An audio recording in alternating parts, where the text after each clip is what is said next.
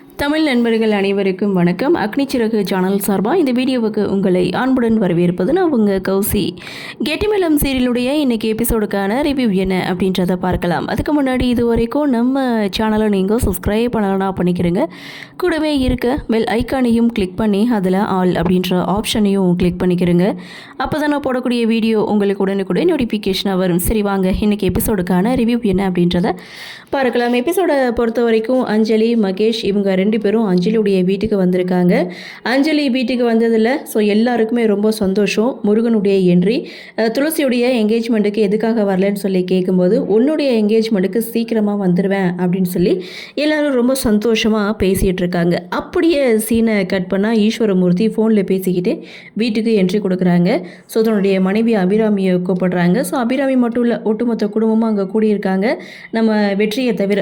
So அந்த இடத்துல அவர் சொல்லக்கூடிய விஷயம் என்ன அப்படின்னா, வர்ற பங்குனி உத்தரத்துக்கு திருவிழாவை, அதாவது முருகனுடைய திருக்கல்யாணத்தை சிறப்பாக எடுத்து நடத்தலான்னு முடிவு பண்ணியிருக்கேன் அப்படின்னு சொல்லும்போது, வருஷம் இது நடத்துகிறது தானேன்னு சொல்லி அபிராமி கேட்குறாங்க. ஆனால் இந்த வருஷம் ஸ்பெஷலானது அப்படின்ட்டும் முனுசாமியும் நானும் சம்மந்தி ஆக போகிறோம், இந்த விஷயத்த நான் ஊர் ஃபுல்லாக சொல்ல போகிறேன் அப்படின்னு சொல்லி எல்லாரும் பேசிகிட்டு இருக்காங்க. அப்போ தான் இந்த வெற்றி தான் ஏதோ நினப்பில் தெரிஞ்சிட்ருக்கான், ஒருவேளை இந்த கல்யாணத்தில் விருப்பம் இல்லையே போல் அப்படின்னு சொல்லி வெற்றியுடைய அம்மா ஒரு பக்கம் சொல்ல, கல்யாணத்தில் விருப்பம் இல்லாமலாம் இல்லை, ஸோ இவ்வளோ நாளும் முனுசாமியை எதிரியாக தானே பார்த்தான், இப்போ சம்மந்தி ஆக போகிறோம்ல, அதனால கொஞ்சம் அவன் வருத்தப்படுவான், அவ்வளோதான், வேறு எதுவும் இல்லை அப்படின்னு சொல்லி இவங்களுடைய கன்வர்சேஷனை முடிக்கிறாங்க. ஸோ இன்னொரு பக்கம் கேசவன் வீட்டுக்கு வராங்க. ரொம்ப அப்செட்டாக இருக்கார். ஸோ அவர் பார்த்திங்கன்னா பண பிரச்சனையில் மாட்டியிருக்காரு. ஸோ ஒட்டுமொத்த குடும்பமும் கேசவனை பார்க்குறாங்க. அஞ்சலி, மகேஷ் ரெண்டு பேரும் வீட்டுக்கு வந்திருக்கதை பார்த்துட்டு கேசவன் எந்த ஒரு ரியாக்ஷனும் கொடுக்காம சைலண்ட்டாக இருக்கார். ஏன்னா மாப்பிள்ளை வந்திருக்காரு, வாங்கன்னு கூட கூப்பிடாமல் இருக்கான்னு சொல்லி சிவராம் ஒரு பக்கம் கேசவன்கிட்ட சொல்ல, ஸோ கேசவன் சைலண்ட்டாக வாங்க, எப்போ வந்தீங்க அப்படின்னு சொல்லிட்டு, சரி நான் ரெஃப்ரெஷ் ஆகிட்டு வந்துட்டேன்னு அங்கேருந்து போகிறாங்க. ஸோ இதுக்கப்புறம் தீபாவுடைய என்ட்ரி. தீபா பார்த்திங்கன்னா வெற்றிக்கு என்கேஜ்மெண்ட் ஆன விஷயம், கல்யாணம் நடக்க போகிற விஷயம், அந்த கல்யாண பொண்ணு யார் அப்படின்றது எல்லாமே குடும்பத்துக்கிட்ட சொல்கிறாங்க.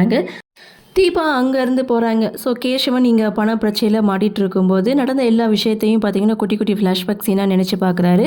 அப்போது தீபா கேசவனை பார்த்துட்டு, எதுக்காக நீங்கள் எப்படி இருக்கீங்க, எனக்கு தெரிஞ்சிடுச்சு, நீங்கள் எங்கிட்டேருந்து மறைக்கவே முடியாது அப்படின்னு சொல்லி மறைமுகமாக பேசும்போது, தீபாவுக்கு எல்லா உண்மையும் தெரிஞ்சிடுச்சோ அப்படின்னு சொல்லி கேசவன் ஒரு பக்கம் பயந்தாலும், அப்போ தீபா சொல்கிறாங்க, வெற்றியுடைய என்கேஜ்மெண்ட்டுக்கு உங்களை கூப்பிடலன்னு தானே சொல்லி நீங்கள் வருத்தப்படுறீங்க, அம்மா அப்போவே உங்களுக்கு கால் பண்ணி தர சொன்னாங்க, ஆனால் இங்கே துளசியோடைய என்கேஜ்மெண்ட் நடந்ததுனால சரி ரெண்டு பேரும் அங்கே இருக்கக்கூடாது, நீங்கள் எங்கே இருக்கட்டும்னு தான் நான் உங்களை கூப்பிடல, கல்யாண விஷயத்தில் நீங்கள் கவலையப்படாதீங்க, உங்களுக்கு கிடைக்க வேண்டிய மரியாதையை வாங்கி தர வேண்டியது என்னுடைய பொறுப்பு அப்படின்னு சொல்லி இவங்களுடைய கன்வர்சேஷனை முடிக்கிறாங்க.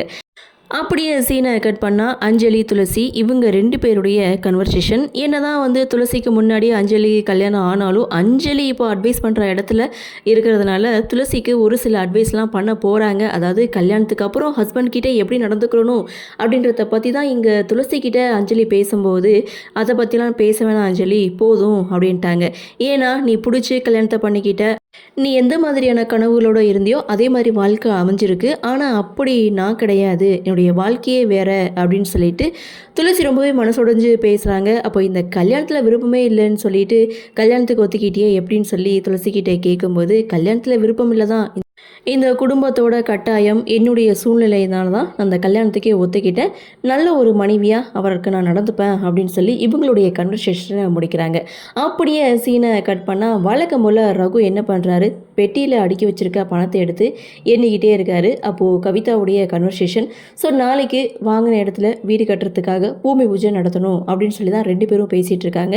இந்த பூமி பூஜைக்கு மகனை கூட்டிகிட்டு போகலாமா அப்படின்னு சொல்லி கவிதா ரகு கிட்டே கேட்டுட்டு இருக்கும்போது, அதெல்லாம் ஒன்றும் வேணாம், நாமளே போயிட்டு வந்துடலாம் அப்படின்னு சொல்லி இவங்க ரெண்டு பேரும் பேசிகிட்டு இருக்காங்க. அடுத்து ரகு பார்த்திங்கன்னா அந்த பணத்தை காலையிலையும் ஒரு முறை, சாயங்காலம் ஒரு முறை அந்த பணத்தை எண்ணி எடுத்து பூட்டி வைக்கிறாரு. அப்படி இவங்க ரெண்டு பேரும் பேசிட்டு பணத்தை எடுத்து லாக் பண்ணும்போது கேசவன் பார்க்குறாங்க, வேறு வழியே இல்லை, அண்ணன் சேமித்து வச்சுருக்கிற பணத்தை நம்ம திருடிடலாம் அப்படின்ற ஒரு பிளானை கேசவன் போடுறாரு. ஸோ அதே சமயம் கட்டின பொண்டாட்டிக்கு கூட வைக்கிற இடம், அதாவது சாவி வைக்கிற இடம் தெரியக்கூடாதுன்னு ரகு ஒரு பக்கம் நினச்சி கவிதாவை கண்ணை மூட சொல்லி சாவியை மறைச்சி வச்சா, சாவியை மறைச்சி வச்சிருக்க இடத்த இங்கே கேசவன் பார்த்துடுறாரு.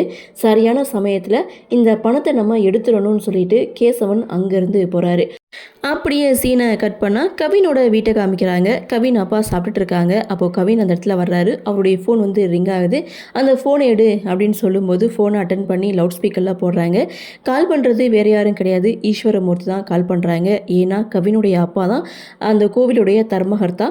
ஸோ அவர்கிட்ட வந்து கோவில் திருக்கல்யாணத்தை பற்றி தான் ஈஸ்வரமூர்த்தி வந்து சொல்கிறாங்க. அது மட்டும் இல்லை, இந்த மொத்த செலவையும் நானே ஏற்றுக்கிறேன், இந்த கல்யாணத்தை நல்லபடியாக நானே நடத்தி கொடுக்குறேன், தர்மகர்த்தாவாக நீங்கள் குடும்பத்தோடு கலந்துக்கிறணும் அப்படின்னு சொல்லி ஈஸ்வரமூர்த்தி கவினுடைய அப்பா கிட்ட வந்து சொன்னதும், நீங்கள் சொல்லணுமா இந்த கோவிலோட தர்மகர்த்தா, கண்டிப்பாக நாங்கள் குடும்பத்தோடு கலந்துக்கிறோன்னு சொல்லி ஃபோனை கட் பண்ணுறாங்க. கட் பண்ணதுக்கு அப்புறம் கவின் கிட்ட, நீ தான் இனிமேல் இந்த பொறுப்பெல்லாம் எடுத்து நடத்தணும், அதனால் அங்கே போகிறேன் இங்கே போகிறேன்னு சாக்கு சொல்லாமல் அன்றைக்கி ஃபுல்லாக கோவிலில் தான் இருக்கணும் அப்படின்னு கவின் கிட்ட சொல்கிறாங்க. ஸோ அப்படியே சீனை கட் பண்ணால் மகேஷ் இங்கே ரூமில் உட்காந்துட்டு இருக்காங்க.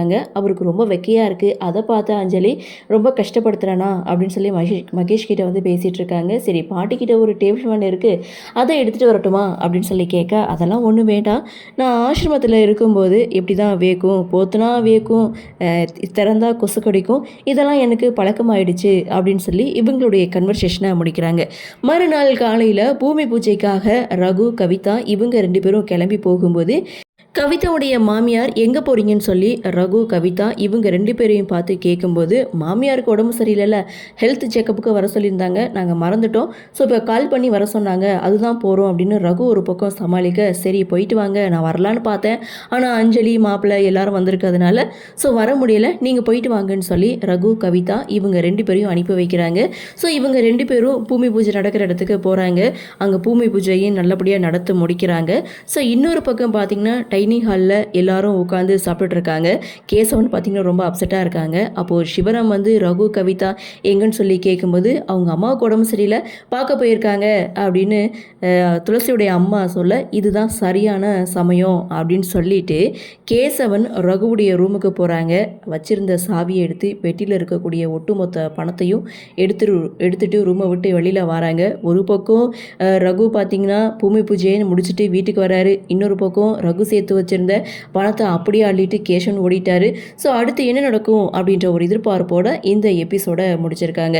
ஸோ இன்னொரு பக்கம் பார்த்தீங்கன்னா வெற்றி பாவம் துளசிக்கிட்ட காதலையும் சொல்ல முடியல, வீட்டில் கல்யாணத்தையும் நிறுத்த முடியல, என்ன பண்ணுறதுன்னு தெரியாமல் ஒரு பக்கம் திணறி போய் இருக்க. அப்போ தான் கட்டிக்க போகிற பொண்ணு வேற கால் பண்ணுது. ஸோ என்னுடைய நம்பரை சேவ் பண்ணாமல் எப்படி இருக்கீங்க அப்படின்னு சொல்லி வெற்றிக்கிட்டே பேசிகிட்டு இருக்கு. அவருக்கு என்ன பண்ணுறதுன்னு ஒன்றுமே புரியலை. ஸோ என்ன நடக்கும் அப்படின்ற ஒரு எதிர்பார்ப்பு. வெற்றி ஒரு பிளானை வந்து போட்டிருக்காங்க. இந்த கல்யாணத்தில் துளசிக்கிட்ட தன்னுடைய காதலில் சொல்லி இந்த கல்யாணத்தை நிறுத்திடணும் அப்படின்ற மாதிரி வெற்றி ஒரு பக்கம் பிளான் போடுறாங்க. சரி, யார் போடுற பிளான் வந்து நல்லபடியாக முடியும் அப்படின்றத நாமளும் பொறுத்திருந்து பார்க்கலாம். இன்றைய பகுதி பற்றினா உங்களுடைய கருத்தை வழக்கம் போல் கமெண்ட் செக்ஷனில் பதிவு பண்ணுங்கள். இந்த வீடியோ உங்களுக்கு பிடிச்சிருந்தா லைக் பண்ணுங்கள், ஷேர் பண்ணுங்கள், மறக்காமல் நம்ம சேனலை சப்ஸ்கிரைப் பண்ணிக்கிறீங்கன்னு சொல்லி இந்த வீடியோவிலிருந்து விடைபெறுகிறேன். நன்றி, வணக்கம்.